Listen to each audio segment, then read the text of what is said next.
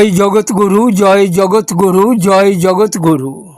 গোবিন্দ জয় জয়, রাধে শ্যাম জয় জয়, গোবিন্দ জয় জয়, রাধে শ্যাম জয় জয়, রাধা রমণ হরি, রাধা রানী জয় জয়, রাধা রমণ হরি, রাধা রানী জয় জয়, গোবিন্দ জয় জয়, রাধে শ্যাম জয় জয়, রাধা রমণ হরি, রাধা রানী জয় জয়। জয় জগৎগুরু, জয় জগৎগুরু, জয় জগৎগুরু। আমার প্রশ্ন হচ্ছে, তোমার কপালে দেখছি কালো তিলক। বৈষ্ণব সাধক বলতে সাধারণ মানুষ বোঝে বৈষ্ণবরা কপালে সাদা তিলক ফোঁটা কাটবে। হাজারে হাজারে বৈষ্ণবদের বেশিরভাগ সাদা তিলকই দেখা যায়। তা তুমি হঠাৎ কপালে কালো তিলক এঁকেছো কেন? এটা যদি একটু ব্যাখ্যা করে বলো খুব ভালো হয়। বৃন্দাবনের রাধাকুণ্ডের যে রাধারানী এবং ব্রজগোপী তৎসহ ভগবানের যে বিলাসভূমি, সেখানে সাধু সন্ত মহাত্মা এবং সাক্ষাৎ ভগবানের চরণরজ হচ্ছে রাধাকুণ্ডের যে তিলক, এটাই আমাদের এই কালো তিলক। তো আমাদের বৈষ্ণব অবলম্বনী যারা রয়েছেন, সাধক জীবনের যারা রয়েছেন, তাদের কাছে দ্বারকার যে মৃত্তিকা, দ্বারকার যে সাদা তিলক, সেটাও যেমন মাহাত্ম্যপূর্ণ। ব্রজধামের ভগবানের রজ মিশ্রিত তৎসহ সেখানে কত কত সাধুসন্তরা সমস্ত স্নান করেন, তাদের চরণ রজ মিশ্রিত এই রাধাকুণ্ডের রজ দুটোই মহিমান্বিত। রাধাকুণ্ডের মাটি তাহলে কালো কালো, আর দ্বারকার মৃত্তিকা হচ্ছে সাদা। সাদা, এই দুটো ভাগ আছে বৈষ্ণব সমাজে।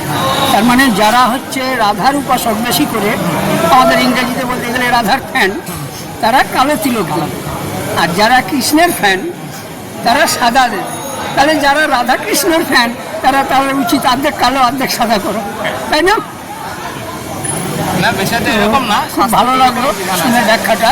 আমার আর একটা প্রশ্ন, আমার প্রশ্ন হচ্ছে, ভগবান শ্রীকৃষ্ণ অষ্টমী তিথিতে জন্মেছেন, জন্মাষ্টমী, আবার রাধাও জন্মেছেন অষ্টমী। দুজনেরই তিথি এক কেন? বৈষ্ণব হিসাবে, সাধক হিসাবে তোমার কাছে আমার প্রশ্ন, কেন রাধাষ্টমী তিথি এবং রাধা তো অন্য তিথিতেও হতে পারত?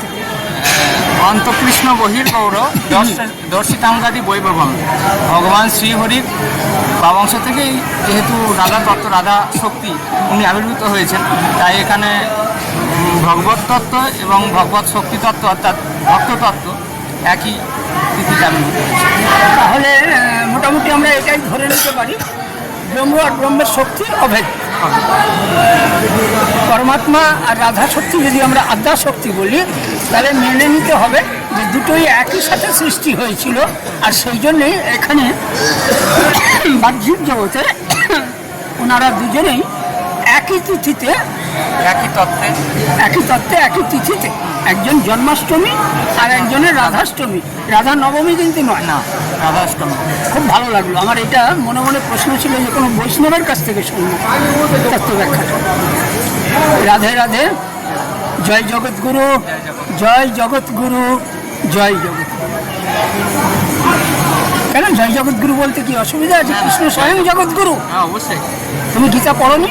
গীতার ধ্যানে মঙ্গলাচরণে ব্যাসদেব বলছেন, কৃষ্ণ জগৎগুরুত্তম বন্দে নমামি।